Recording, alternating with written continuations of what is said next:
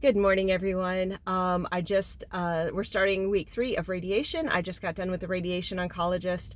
I got my radiation, then I go see the doctor. And, things are getting a little spicy. I'm getting a little radiation dermatitis is what they call it. I wanted to make sure, because I'm doing my experiment, that I wasn't getting like an infection or anything, or having a reaction to 2 of the 5 things that I'm testing.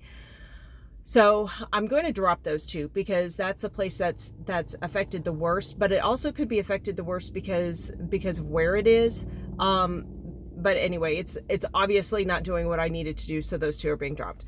And feeling some fatigue, but I have noticed, and I've noticed this before in my life, that when I rely on the Lord, I don't feel the fatigue as much. It is incredible when I rely on the Lord, when I don't have, especially, when we have those situations like, I do not have a choice. I have to do X, Y, Z. I cannot be, I cannot like embrace this pain or embrace this tiredness or embrace that. Like I have to not have this. The Lord is incredibly merciful. And I think what happens is sometimes legitimately I have been fatigued, and legitimately I go to bed early, or I take a nap or whatever. But the persona of fatigue, or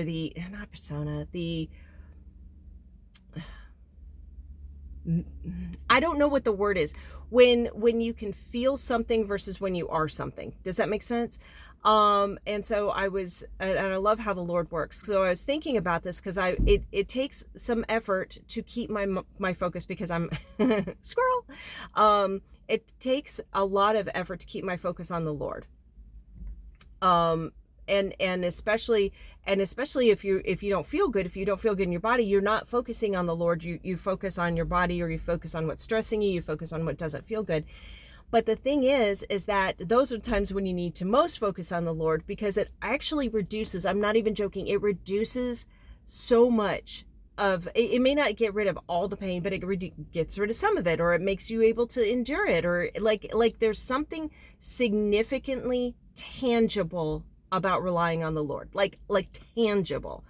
And so I'll be honest with you, I haven't slept very well in days, and I'm starting to feel the fatigue from the radiation, but I also don't want to take liberties. Yes, I have the excuse to be like, I'm too tired, but no, I don't want to take that liberty, because I'm not actually, yes, I am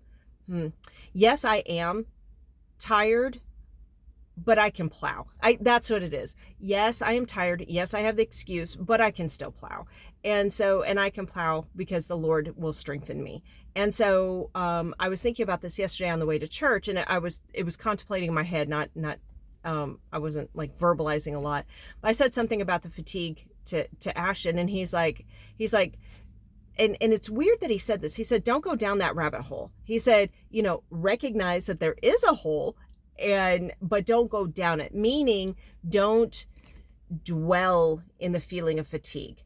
Acknowledge you have fatigue. Take a nap if you need to take a nap. Take a knee if you need to take a knee. But don't fold yourself into the concept of fatigue, even if it is 100% warranted by the circumstances.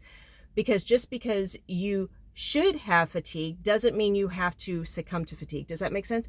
And it's the same thing with the rash. Just because I have the rash doesn't mean I have to succumb to it. Just because I have cancer, put a pin in that, that doesn't mean I have to succumb to the fear of it. Like our brains, the Lord has given us so much capability, and then he pours more in. So in our spirits, he can pour in so much more strength than we could have with our own brain or our own body or our own heart.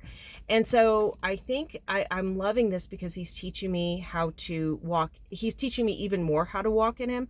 And I've experienced this before, where and I knew it was an attack of the enemy. I was feeling terribly ill, like shocky ill, on my way to go take care of Miss Marie several years ago. And I would start driving there, and I'd be like, oh my gosh, what is wrong with me? Like, I honestly felt poisoned. And then I was like, nope, this is not an option. It is 9 o'clock at night. I need to go to start my shift with Miss Marie. I cannot be having this.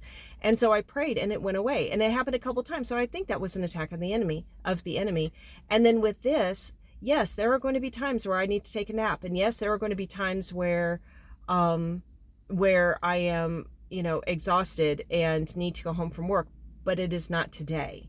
And I'm going to save that until I need it. Even though everybody around me would absolutely be like, oh, of course. If I were to say, I need a nap today, they'd be like, oh, of course you do. So anyway, so there's that. Now about the cancer, you know what I realized? I may have said this in another video. I didn't watch it. It is entirely possible that I'm free of cancer right now. It wasn't in my lymph nodes. I may not have another cell of cancer in my body right now. I mean, think about that. Like even if it was in the lymph nodes, if I had gone through that treatment with the chemotherapy, once I finished that, it's entirely possible that there was no more cancer. See, that I think that's the thing is I am very careful not to use cancer as an identity. As a matter of fact, I accidentally, a slip of the tongue, said my cancer the other day, and my friend jerked me up short. She didn't let me finish my sentence. She's like, no. It is not yours. Do not own it. It is cancer. It is not your cancer. And I was like, you know what? You're right. This isn't my identity. This is a minor bit of nonsense. This is an attack of the enemy. This is not my natural state. This is not the way the Lord made me. So it is not mine. The Lord made me with several things, I wear a large shoe, and I have dark hair, and I'm about 5'6" ish, 5'5", 5'6", somewhere around there. I think I'm getting a little shorter, and he made me easily amused and slightly distractible and incredibly focused when I want to be, and able to do puzzles. He did not make me cancerous.